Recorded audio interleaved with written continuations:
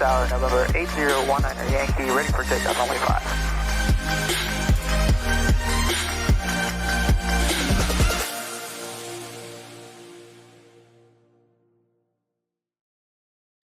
What is going on? Alex here. Welcome back to my channel. Today I'm going to be covering how you can fill out an aircraft bill of sale when you're buying an airplane as an individual. If you're planning on buying it as an LLC, just stay tuned because there's a couple other paperwork that you have to fill out, and there's a certain way you have to fill out the information in the bill of sale. So this is strictly for someone that is buying it as an individual. So let's get right into it. First thing we got to do is we got to find the form. So we're just going to put aircraft bill of sale in Google, and we're looking for the form AC 8050-2. And we're going to download that. Now the cool thing is that the FAA has this editable PFD where all you got to do is fill in the blanks. So first thing we're going to do is we have a $sign there, so we're just going to put the amount that we're buying the aircraft for. Then we're just going to put the N number of the airplane, aircraft manufacturer and model. Well, let's say this is a Cessna 172 N model. Now that I think about it, this 50,000 is not a very accurate price right now for a Cessna 172 because they're going for a lot more than that. But anyways, we'll just keep it like that. Next, we need the aircraft serial number. And there's a couple of ways you can find that. One way is by going to the FAA website, go to the quick search. We're just going to put the N number of the airplane. I'm just coming up with an N number that I know. And here's the serial number. You can copy and paste that. If for whatever reason you don't have access to the internet, another way would be searching for it in the aircraft logbooks. If not, you can always go to the aircraft data plate and get it from there. Here, we're just going to put the day of the sale. So let's say it's a 24th day of May 2021. And yeah, don't forget the year after the comma because that's pretty easy to forget.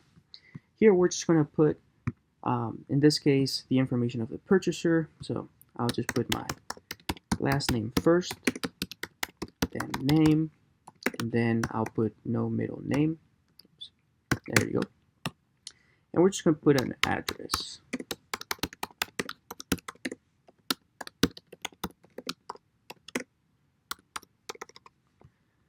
All right. If you're actually putting a PO box, make sure you also put the physical address because the FAA is going to want to see that. Here, dealer certificate number. If you're not a dealer, just leave that blank. Here, and two, in my case, I'm going to put his. If you're a female, you put her. If there's multiple purchasers, then you will put their. Down here, this is the seller's portion of the bill of sale. We're going to put in testimony whereof I have set my hand and seal this 24th day of May 2021. If there's multiple sellers, then it would be we have set our hand and seal this 24th day of May 2021. So here, if there's one seller, they will put their name. If there's multiple sellers, well, they give you extra spaces for that. And then each of them would have to sign, or if it's one person, just one signature. And then if the seller is an individual, all you got to do is put owner. Now, let's say that the seller is an LLC. Okay, well, in that case, you would have to put the name of the LLC and then the name of the member or the manager of the LLC. Then we will need their signature, and then in the title we have to put whether they're a member or a manager.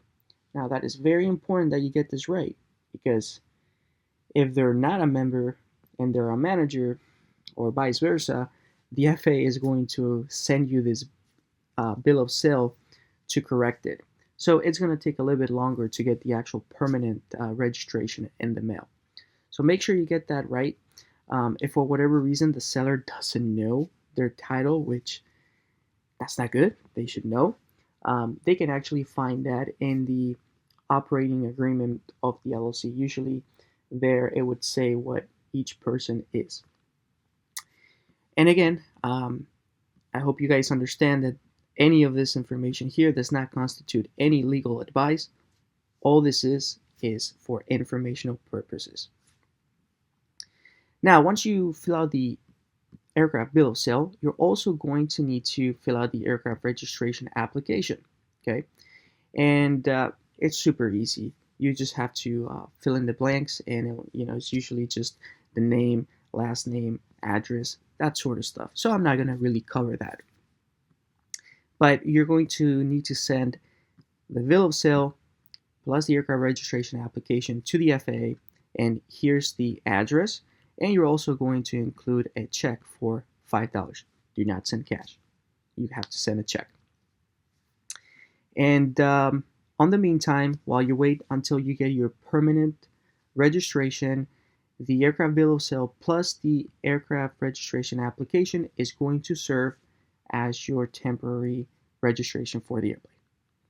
I hope all this information helped you. If you guys have any questions, feel free to comment below, and stay tuned for my next video on how to fill it out when you're buying it as an LLC.